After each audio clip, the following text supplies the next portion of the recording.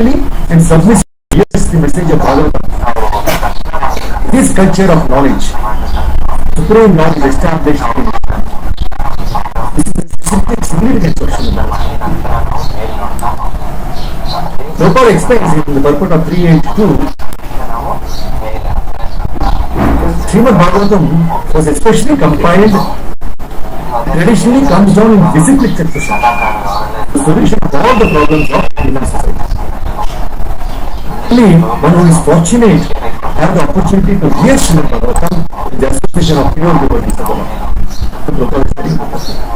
So if one comes in contact with the book Bhagavatam, those who are attending the Srimad Bhagavatam, one comes in contact with book Bhagavatam as well as with the devotee Bhagavatam, knows what the Bhagavatam is, such a fortunate man gets out of the material entanglement. Emperor Parikshit Maharaj, he received the information of his death, dying. At first left his kingdom, his family, and sat down on the bank of the Ganges, past 7 days. So you see, Vyasadeva is the writer, right? He wrote Puranas, Vedas. He was really depressed. Narada Muni, the spiritual master. The spiritual master of Prahlad Maharaj, Dhruva Maharaj, such a wonderful master, right? Then advised Vyasadeva. But first does not glorify Krishna and his devotees, so he is feeling depressed. So he has asked him to write Srimad Bhagavatam. See, Vyasadeva, all those things, is not. Then others will be happy by just reading Vedas and other Puranas. Where the Bhagavatam is the essence of all the Vedas and Puranas. See, the supplementary Vedic literature was first described in the personality product to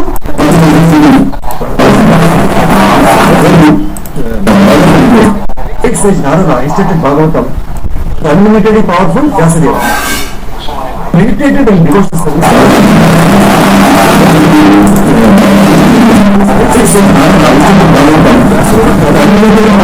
18,000 verses. Shukadeva Goswami, in turn, received the essence of this great literature from his father, Vyasadeva. In 1340 purport, Prabhupada says one can derive from the study of Bhagavatam all benefits possible to be derived from the personal presence of the Lord. It carries with it all the transcendental blessings of Lord Shri Krishna that we can expect from his personal contact. Such a beautiful point to be understood. Encouragement or motivation. So although Srimad Bhagavatam was spoken in 4 verses, Chatushloki Bhagavatam, 2933 to 36, by Brahmaji to Narada, point to be understood. Encouragement or motivation. He advised Narada to expand the idea. So although Srimad Bhagavatam was spoken in 4 verses, Chatushloki Bhagavatam, Sri Chaitanya Mahaprabhu, 2933 to 36, instructed this to Srila by Brahmaji to Narada, point to be understood. Encouragement or but he advised disciples to expand the idea. Although Srimad Bhagavatam was spoken in 4 verses, Chatushloki Bhagavatam, Sri Chaitanya Mahaprabhu expanded by Jiva Goswami and even further by Srila Vishwanatha Chakravarti Thakura. See, Prabhupada's purports are attempts to follow in the footsteps of all these authorities. So Srimad Bhagavatam is not like ordinary fiction or mundane literature. It is unlimited in strength. And however one may expand it according to one's own ability, Bhagavatam still cannot be finished by such expansion. So Srimad Bhagavatam, being the sound representation of the Lord, is simultaneously explained in 4 verses and in 4 billion verses at the same, in as much as the Lord is smaller than the atom and bigger than the unlimited sky. So such is the potency of Srimad Bhagavatam. So see, the personality of God, Supreme Personality of God, Shri Krishna, appeared before us just a little prior to the beginning of Kali Yuga. And he returned to his eternal home practically at the commencement of Kali Yuga. So while Krishna was present, he exhibited everything by his different activities. He spoke Bhagavad Gita specifically and eradicated all the pretentious principles of religiosity. And prior to his departure from this material world, he empowered Srila Vyasadeva through Narada to compile the message of Srimad Bhagavatam. And thus both Bhagavad Gita and Srimad Bhagavatam are like torch bearers for the blind people of this age. See, if men in this age of Kali want to see the real light of life, they must take to these 2 books only. And their aim of life will be fulfilled. Bhagavad Gita is the preliminary study of Bhagavatam. And Srimad Bhagavatam is a summum bonum of life. Lord Shri Krishna personified. We must therefore accept Srimad Bhagavatam as the direct representation of Lord Shri Krishna. One who can see Srimad Bhagavatam can also see Lord Krishna in person. They are identical. See, in other Puranas, there are different methods set forth by which one can worship the demigods, right? But in Bhagavatam, only the Supreme Lord is mentioned. The Supreme Lord is a total body, and the demigods are the different parts of that body. So by worshipping the Supreme Lord, one does not need to worship the demigods. The Supreme Lord becomes fixed in the heart of the devotee immediately. So in this chapter, because all these sages are assembled in Naimishan, they will be asking, there will be 6 questions asked in this chapter, which will be discussed later on further in the next Saturdays, right? So these 6 questions are the basis on which the answers are given for the whole of Bhagavatam by Suta Goswami. The 6 questions the sages of Naimisharanya asked Suta Goswami. Just give what are those questions. I will not go into detail. First question was, this is given in 1.119. What is the absolute and ultimate good for people in general? Ultimate good means Shreya. What is absolute truth? Absolute and ultimate good for the people in general. Second question is, this is asked in 1.111. What is the essence of all scriptures? Then in 1.112, the third question is, these sages are asking questions to Suta Goswami. Tell why Krishna, the Supreme Personality of Godhead, appeared. Then in 1.117, the fourth question, they are asking, tell us of the acts of Lord who performs in relation to creating the material world. Then in 1.118, the fifth question, they are asking to describe the activities of the incarnations of the Lord. And the sixth question, 1.123, they are asking, where have the religious principles gone after Krishna's disappearance from this planet? So let us come to the first verse, which we just recited. Om Nam Bhagavate Vasudevaya. Janmadhyasya Hito Anvayat, right? So if you chant these mantras, at least one in one day, your life will be glorious. So these mantras, Bhagavata mantra. See, not only Bhagavata, every Vedic literature is a mantra, transcendental sound. So we should practice resounding this mantra, like Om Namo Bhagavate Vasudevaya, and all these verses.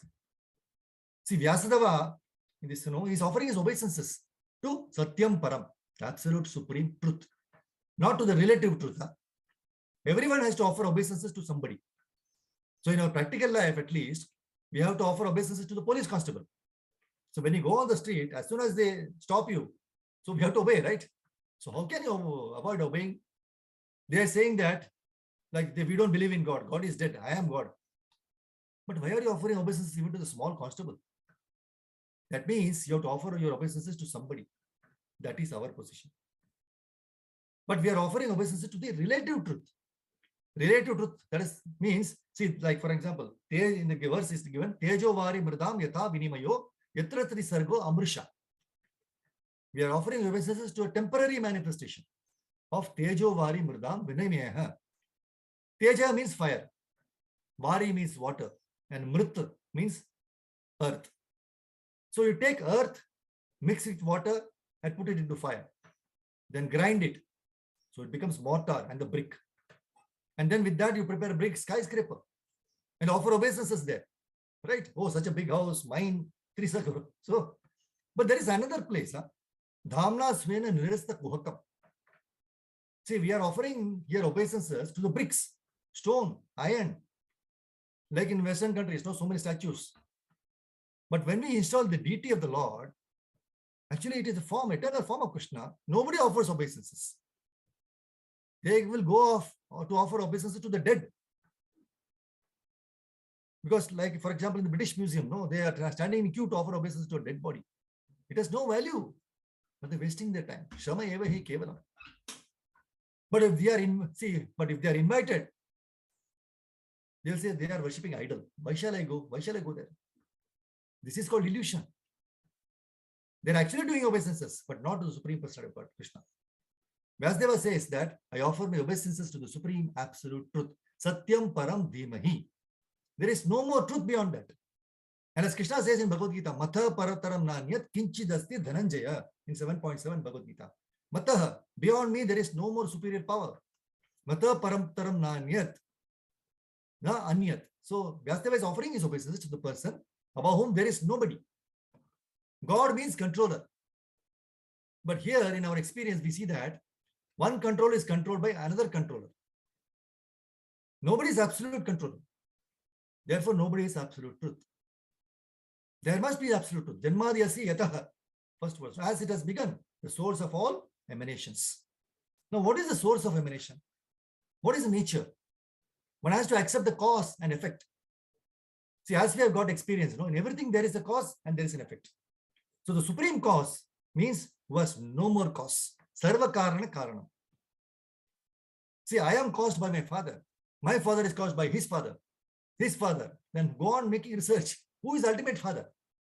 There must be some ultimate father. Just like I have my father has got father, his father. We can see up to 2 to 3 generations upwards. But beyond that, we cannot see. That does not mean that the great grandfather had no father. There must have been some father. No, is it very unreasonable? Anyone can understand. Although I cannot see with my limited potency, but with my knowledge, reasonable knowledge, I can understand that either he may be great grandfather or above that. Above that, he must have some father. So Lord Brahma is called Pitamaha, grandfather, because he is the original father within this universe. He is the first created being, and he begot so many children. So all the living entities, they are born of Brahma, and he is called Srishtikarta. Srishtikarta means creator of this universe. And there are not just one universe, there are innumerable universes, millions. And in each universe, there is one Brahma. And all these Brahmas are also created by Garbhodakashayi Vishnu. So therefore, Vishnu Tattva is the absolute truth. Brahma Samhita is only a description of Krishna. And this book was composed by Lord Brahma. Nobody knows how many millions of years ago this book was composed. But we understand that it was composed by Brahma on the authority of Sri Chaitanya Mahaprabhu. So Chaitanya Mahaprabhu, when he was traveling in South India, Adi Keshava Mandira, there was a temple. And still that temple is there. He found out this Brahma Samhita in handwritten.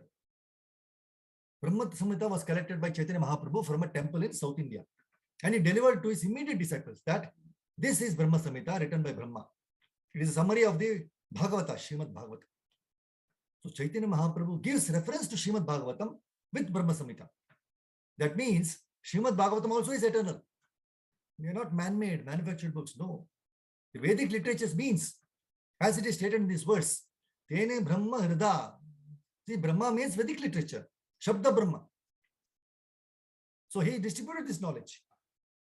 Vasudeva, the original person, absolute truth, he transferred this Vedic knowledge. So Brahma was alone, right? In the beginning, he could not see Krishna eye to eye. But Ishvara Sarva Bhutanam Hriddesha Arjuna Tishtati. Bhagavad Gita 18.61 says, Krishna is in everyone's heart.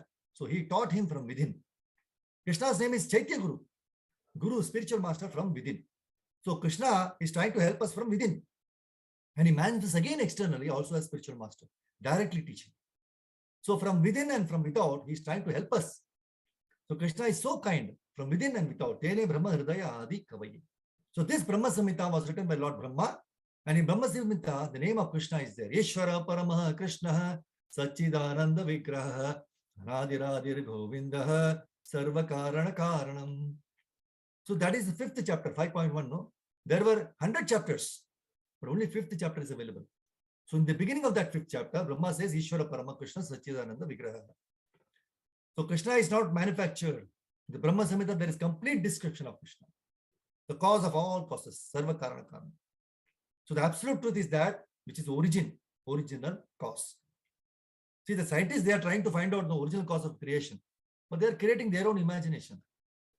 Like there was a chunk, it burst out, planets came out, like that. And where from this chunk came? This is nonsense, right, going on.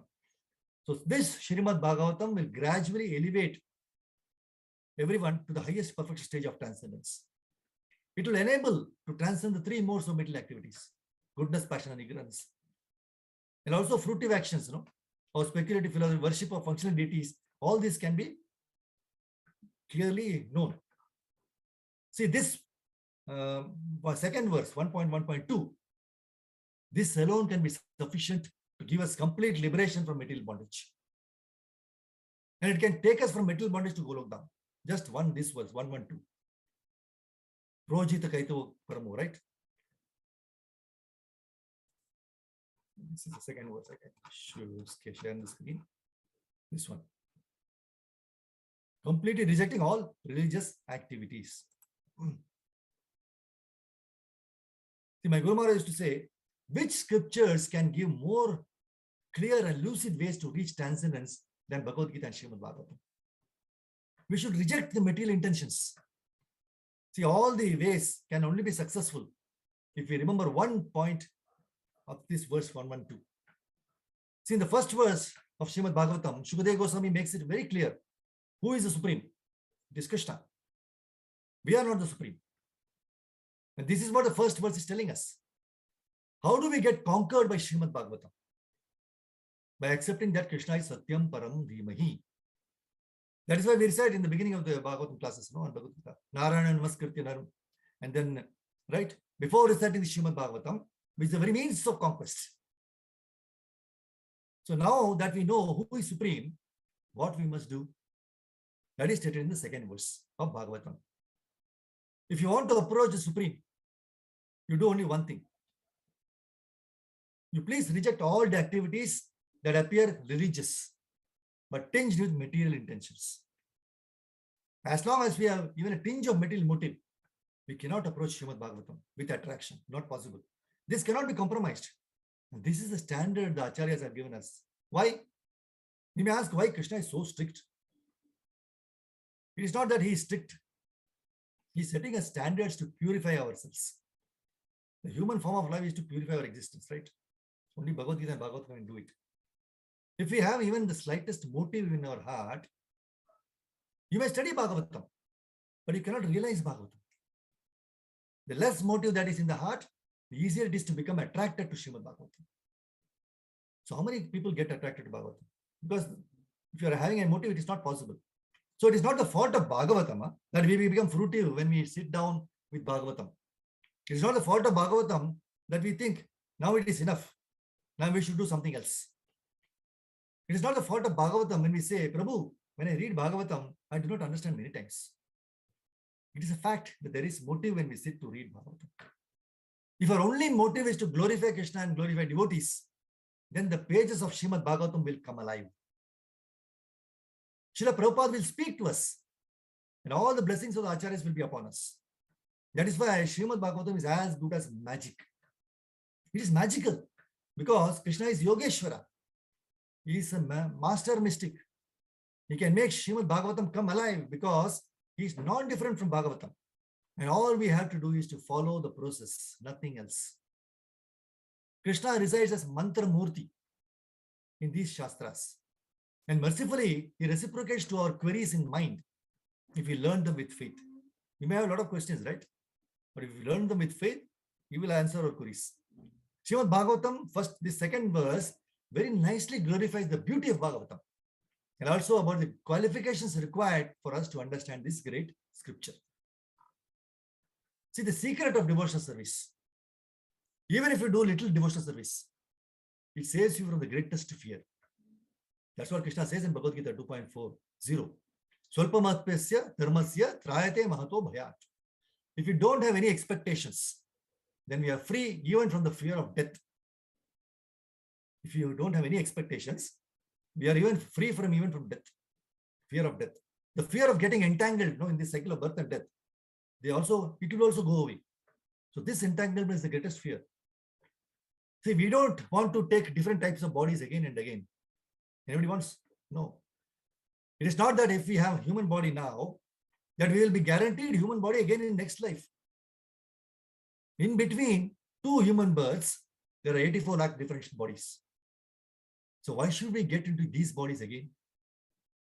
It is better that we just go back to Krishna in this birth itself. Better late than never. Always, whenever you try to understand this, please start. Take the beads in the hand and don't stop. Just start chanting Hare Krishna, Krishna Krishna, Hare Hare, Hare Rama, Rama Rama, Hare Hare.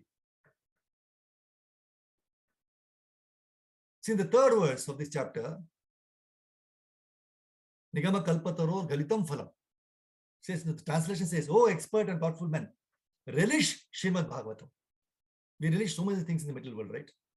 We relish going to restaurants, movies, malls, so many other things, all sense gratificatory processes. But he says, relish Srimad Bhagavatam. Why? Because the mature fruit of the desire tree of Vedic literatures. Mature fruit. It emanated from the lips of Sri Shukadeva Goswami.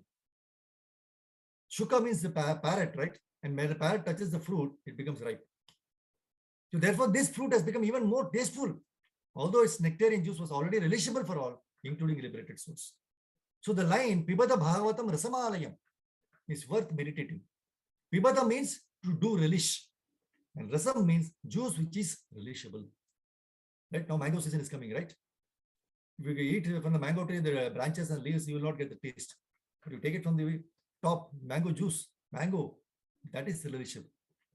See, in the purport, Prabhupada very nicely says, every living entity, beginning from Brahma, the firstborn living being within the material world, down to the insignificant ant, desires to relish some sort of taste derived from sense perceptions. So these sensual pleasures are technically called rasas. And such rasas are of different varieties. The rasas are exchanged between members of the same species. This is very important to understand. Same species. Man to man, like that, like human being. So as far as the spirit souls are concerned, they are one qualitatively with the Supreme Lord. Therefore, the rasas were originally the exchange between the spiritual living being and the spiritual whole, the Supreme Personality of Godhead. The spiritual exchange or rasa is fully exhibited in spiritual existence between living beings and the Supreme Lord. This is the purport which Prabhupada gives for this third verse. See, the quality of relishing is present in all living entities. Everybody has the quality to relish. If you like to relish a very good singing program or something like that, no, you relish it.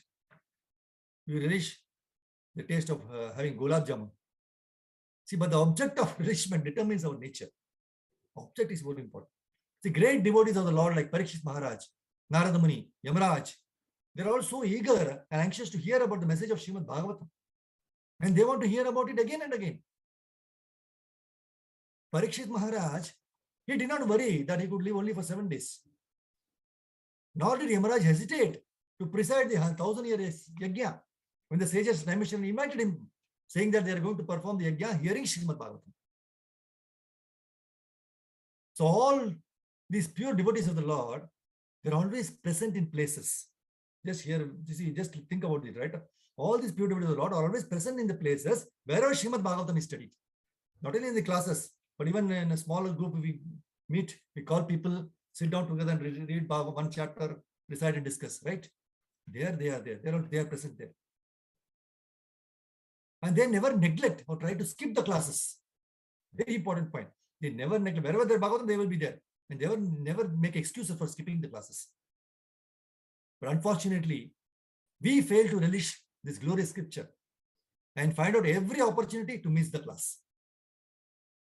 The reason is because our inclination is more towards relishing gossips. We have so much urge to talk about others' faults. Prabhupada explains in the purport of 8.62 in Adi Lila of Chaitanya Charitamrita, the good things do not come to our notice. If something is bad, then we highlight it. Prabhupada very clarity, very clear.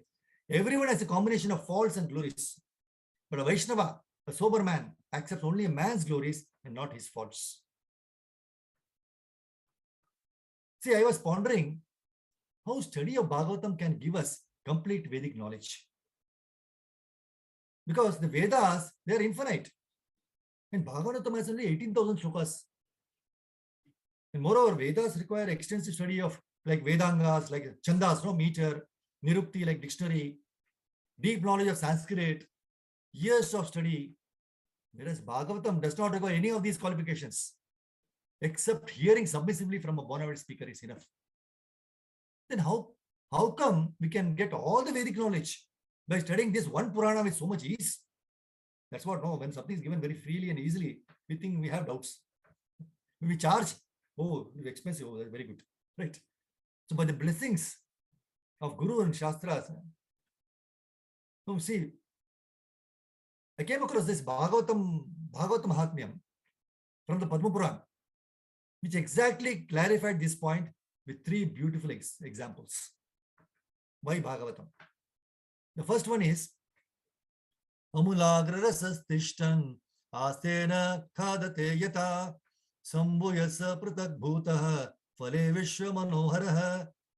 The vital fluid of the tree is spread from the root to the tip, though it cannot be tasted. When that same fluid accumulates in the fruit, however, it tastes very delicious and attracts everyone's mind. So the first one. Second one, Yata Dhugde Stita Sarpir Na Khadayo Pakalpate Pratak Bhutam Hitad Divyam Devanam Rasa Vardhanam.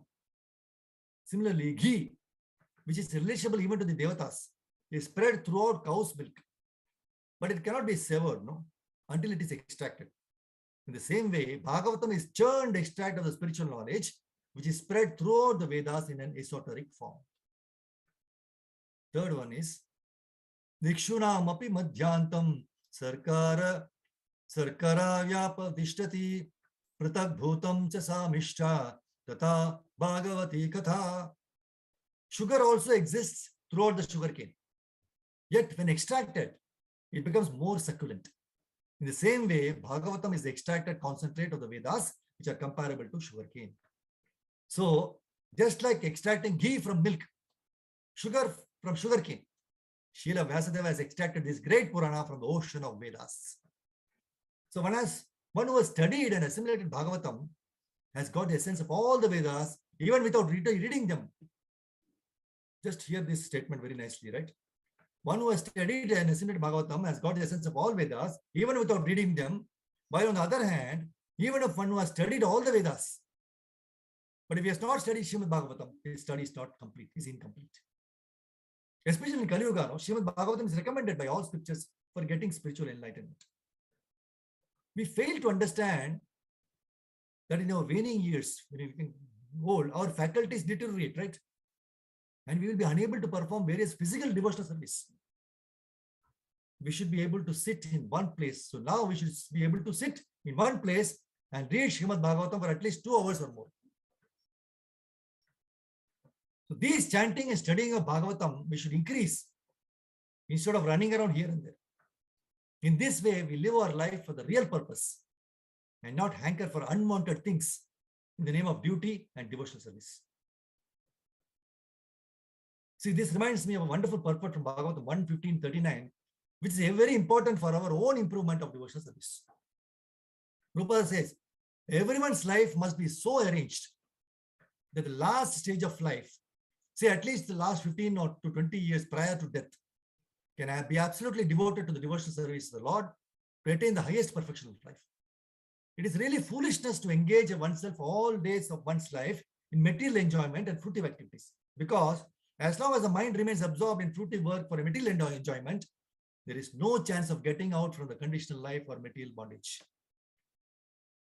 This is a very important statement of Prabhupada. No one should follow the suicidal policy of neglecting one's supreme task of attaining the highest perfection of life, namely going back home, back to God.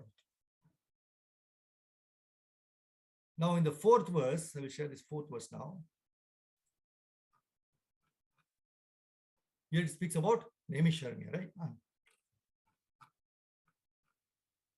Naimishe animisha kshetre rishaya shaunakadaya satram swargaya lokaya sahasra savam asata.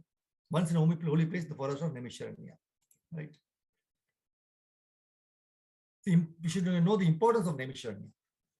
Srimad Bhagavatam, after his first recitation by Srila Sukadeva Goswami, was repeated for the 2nd time at Naimisharanya. That's what in the 114 it is saying. It says, once in a holy place in the forest of Naimisharanya, great sages headed by sage Shaunaka assembled to perform a great 1000-year sacrifice for the satisfaction of the Lord and his devotees. In the purport, Prabhupada very nicely says, in the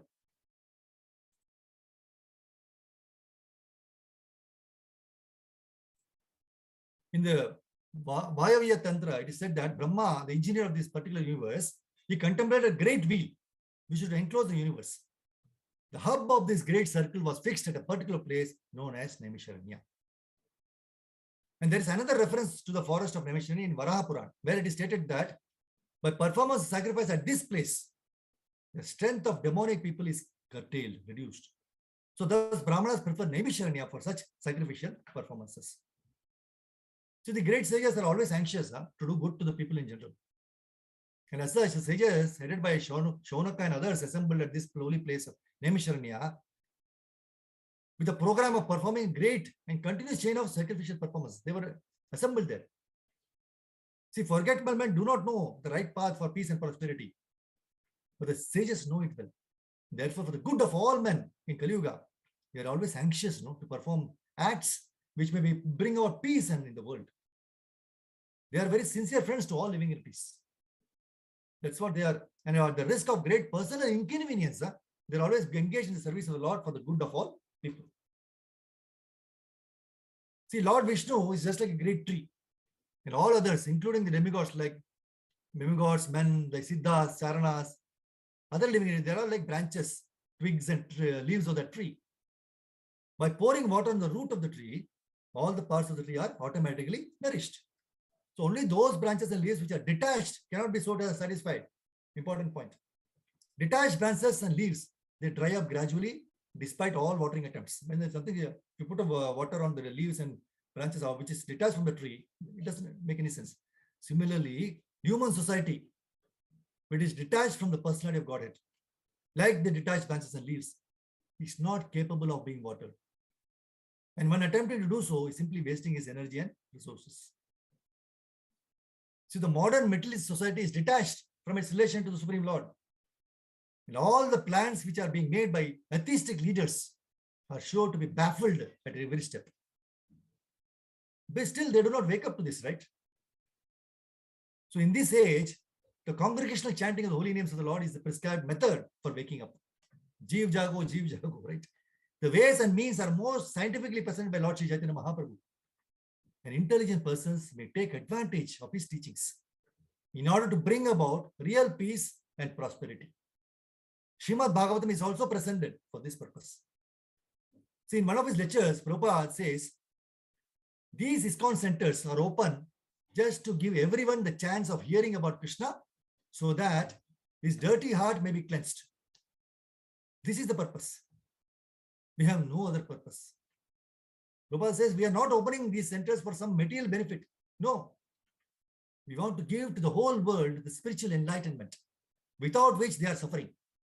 And this human form of body is especially meant for this purpose, to understand our spiritual position.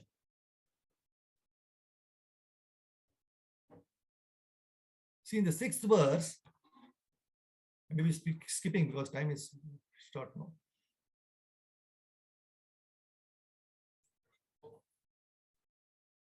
Here, sages say, respected Sutta Goswami, you are completely free from all vice.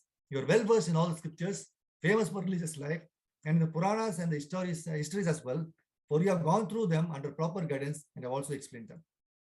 See, in this verse, the word akhyatani in this verse means explaining. So in the wonderful purport, Prabhupada says, to hear and explain them is more important than reading them. To hear and explaining them is see, one can assimilate the knowledge of the revealed scriptures only by hearing and explaining. Hearing is called Shravana and explaining is called Kirtana. So the two processes of Shravanam and Kirtanam are of primary importance to progressive spiritual life. Only one who has properly grasped the transcendental knowledge from the right source by submissive hearing can properly explain the subject. So by the mercy of Guru, Srila Prabhupada and Krishna, we have all the guidance for the transcendental knowledge in the form of their instructions, lectures, and writings. As Prabhupada has insisted, mere reading of the scriptures is not enough. It is important that we study and also explain it to others. When will we be able to explain it to others? Only when we have understanding of what we learned.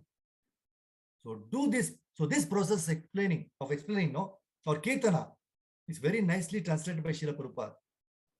Will in turn improve our way of studying the scriptures and will force us to be in constant touch with the scriptures.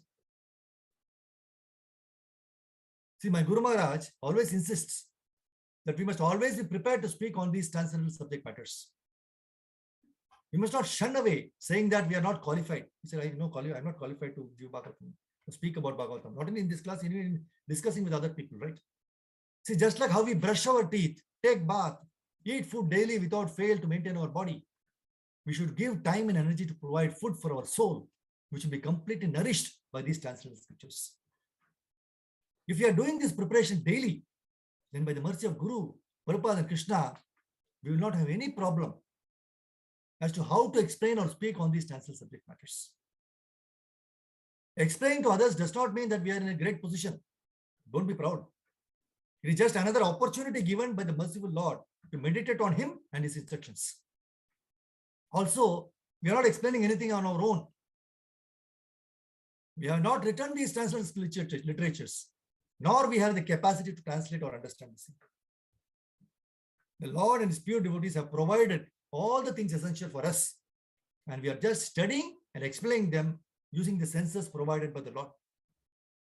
So there is nothing to be proud of when we speak on these transcendental matters. If we understand our insignificant position and sincerely endeavor to take advantage of these literatures, not only by studying, but by also by explaining to others, then Krishna will be very pleased. That's what he says in Bhagavad Gita 18.68 and 69.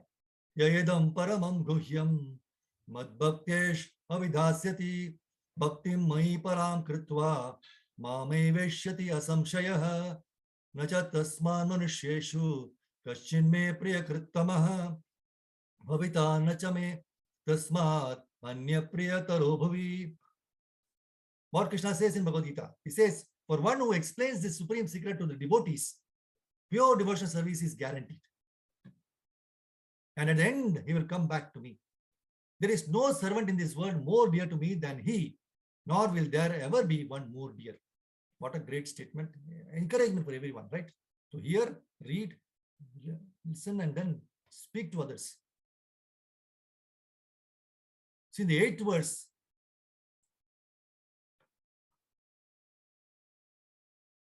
you're talking about submissiveness, right? Atma Ramaya Shantaya. Krishna is self-satisfied, and hence he is most gentle.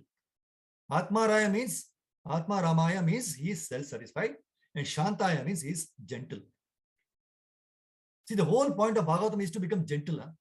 Otherwise, we are really hard-hearted. When one is gentle, everything comes together. One cannot be submissive until he is gentle. Isn't that true? Until your heart becomes soft, you cannot submit. When your heart is hard, when you stand before Krishna, you cannot offer prayers. When you see a devotee, when your heart is hard, you cannot offer dandavats. See, always we pick up the phone and say, no, Dandavat Prabhu, Dandavats Prabhu. It's all a ritual. When we meet each other, so we say Dandavats Prabhu, and we do not do Dandavats. Vancha Kalpudri, we go down. This is not Manas Puja. See how much good exercise is there bowing down, right? And we are not taking it. We should just bow down before devotees. Of course, if there are 100 devotees, you do a combined with dandavats. That is good. Unless you are very strong, you do 100 dandavats. If you become submissive, you become gentle. One who is submissive to Krishna and his devotees, automatically gentleness comes in the heart. That's why in Srimad Bhagavatam 118, sages of Naimisharanya addresses Sutta Goswami. He says, no, and because you are submissive, your spiritual masters have endowed you with all the favors bestowed upon a gentle disciple. Therefore, you can tell us all that you have scientifically learned from them. So in this verse, the sages say that because you are submissive, your spiritual masters have endowed you. So this is the mercy of Krishna. We do not deserve anything. But because we try to be submissive, the spiritual master, the pure devotee of Krishna, he endows you with all the favors bestowed upon a gentle disciple. The more gentle you are in nature, in cultivation, the more submissive you become to Krishna. And not only to Krishna, to Guru, Prabhupada, the more favors are bestowed upon you. So the word favor, no? Favor means what? You do not deserve it. Right? Again, it is the mercy of the Lord. So the favor of the spiritual master is descendant on the disciple on the strength of his gentleness and his submission. Another very most important verse, 1:10. Prayanalpasha Sabhya Kalavasmin Yuge Janaha Manda Sumanda Matayo Mandabhagya Upadrutaha. Another beautiful verse.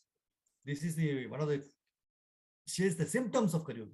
He says, "Oh learned one, in this iron age of Kali, men almost always have but short lives. They are quarrelsome, lazy, misguided, unlucky, and above all, always disturbed." It's easy to remember the symptoms. If somebody asks you what are the symptoms of Kali Yuga, today you have heard this. I can give you an acronym: SQL MUD. You know SQL is the SQL server and all, so you can SQL and MUD mud. SQL mud. S is, you can see, short lives. You can see it. S is short lives. Q is quarrelsome. L is lazy. Then on the mud, M is misguided. And U, unlucky. And D, always disturbed. If you remember this SQL mud, you can know this. Prayanalpeshu Sabhya Kalavasmin Yuge Janaha Manda Sumandamatyo Mandabhagya Upadataha. SQL mud acronym will give you the symptoms of Kali Yuga. And Kali Yuga started when Krishna just left this planet. And the duration of Kali Yuga is 432,000 years. And only about 5,500 years have passed, right? Since Kali Yuga started. But how bad it is already. In the end, it will be so much worse. And this is the 10,000 golden period when we can do the chanting, hear Bhagavatam, hear Bhagavad Gita, and go back to Godhead. So please make use of it.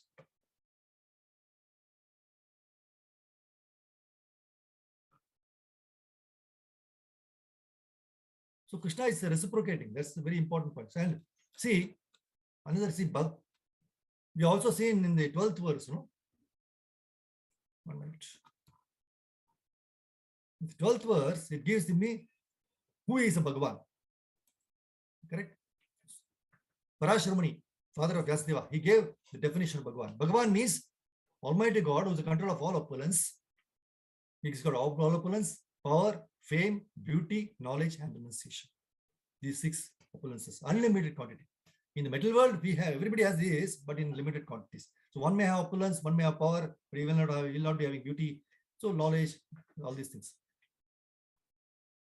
See the same mood of eagerness. So this eagerness is very, very important for hearing Bhagavatam, which the Naimisharanya sages had to hear Bhagavatam Sutta Goswami. They're requesting, which Shukadeva Goswami has already spoken to Parikshit Maharaj. See, Prabhuji's Mata is meeting each other is the greatest miracle in the fast-paced world. Correct? And when devotees desire to meet for discussing Krishna Katha, when we have a desire to meet together, so let us all 3-4 people come together, meet together and discuss Bhagavatam.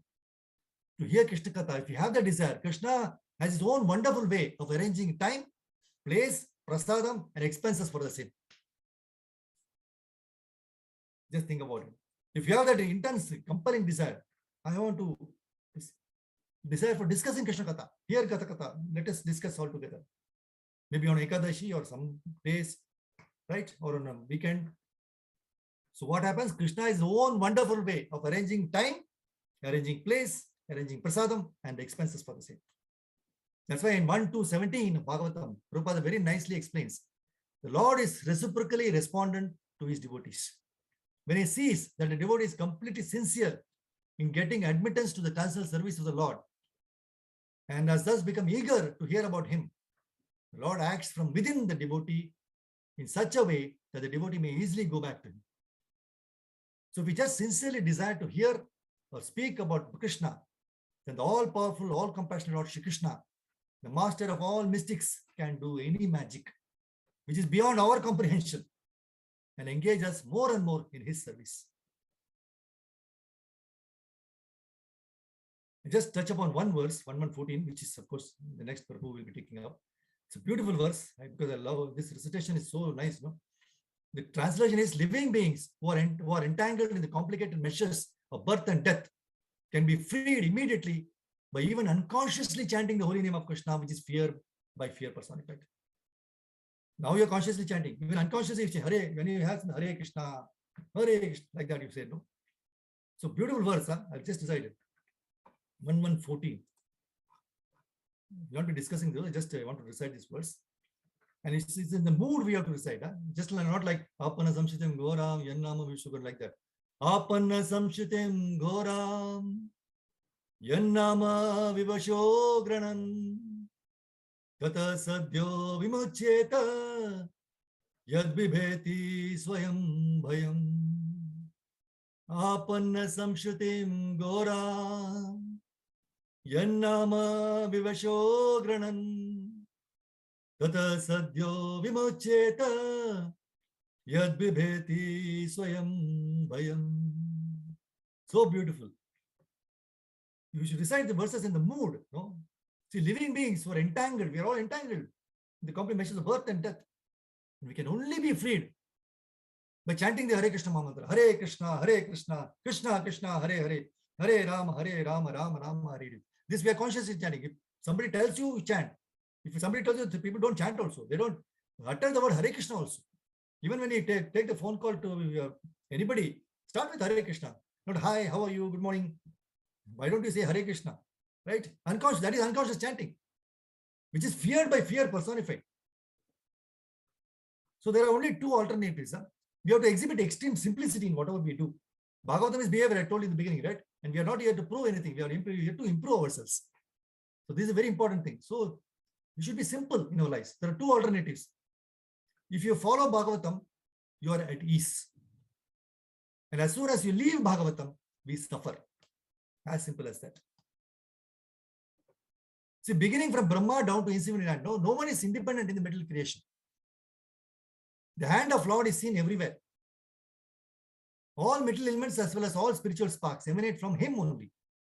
And whatever is created in this material world is but the interaction of two energies, the material and spiritual, which emanate from the absolute truth, the personality of God, Sri Krishna. So, before concluding, especially in youth, we think relative truth is absolute truth, but it is not. Please try to convince yourself. The outcome will show in our behavior. We should exhibit extreme simplicity in our behavior. Then only we can claim we are following anything from Bhagavatam. Everything we do contrary to this will boomerang back on us. So please let us pray that Krishna will give us capacity to put it into practice.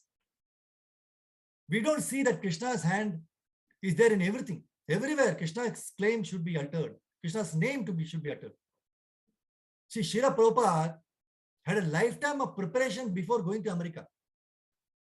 Srila Prabhupada has written so much just to convince us that Krishna is all in all.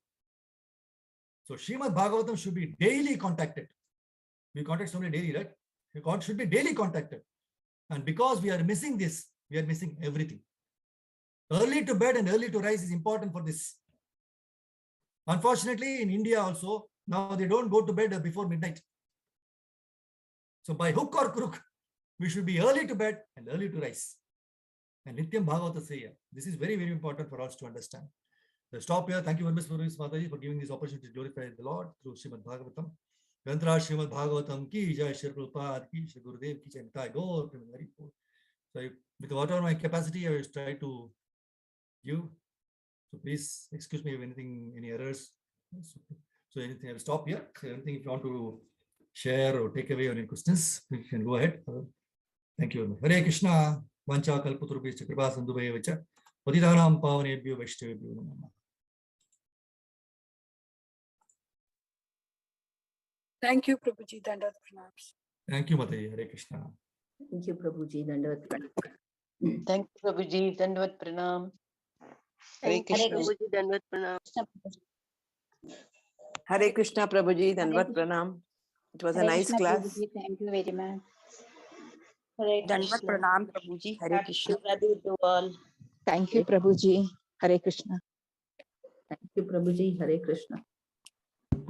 Thank you, Prabhu. It was a wonderful class. Recording stopped.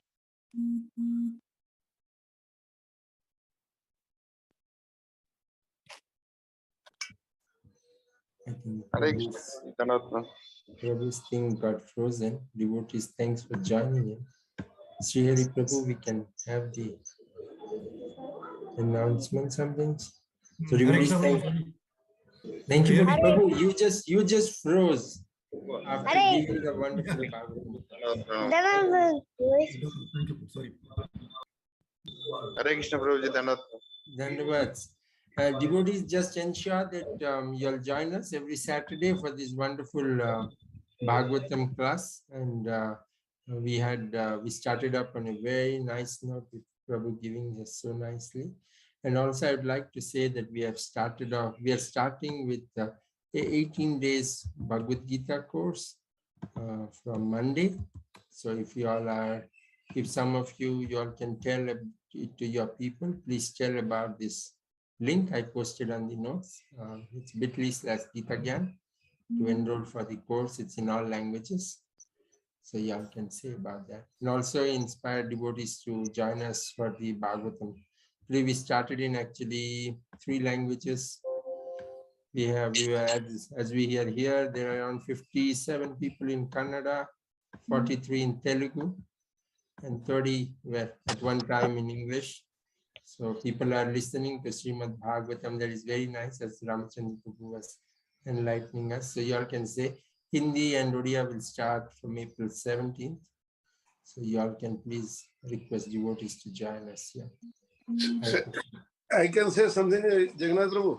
Hare Krishna. Hare Krishna Prabhu. Prabhu. Hare Krishna. Hare Krishna Prabhu. Today only my Guru Maharaj, his own Jayavadam's quotation is there. Okay, real friend is there who tells something about somebody, his friend, about Krishna. He is the only true friend. Today only I received quote from Guru Maharaj, my Guru Maharaj. Jayavadam, he is the real friend. So it's our duty as a friend, as a relation. At least we should tell him whether he says whether he follows or not follows. That is his there. But it is our duty to just inform him what is Krishna, about Krishna's glories. That's all. That's exactly what Prabhu said in this class. Just as you said, as you also was telling in Bhagavatam class, same thing. But he has, in a short way, has said, if we are the true friend, we should inform about Krishna to everybody. Thank you, Prabhu. Hare Krishna. Sorry that I interrupted in between. Get carried away.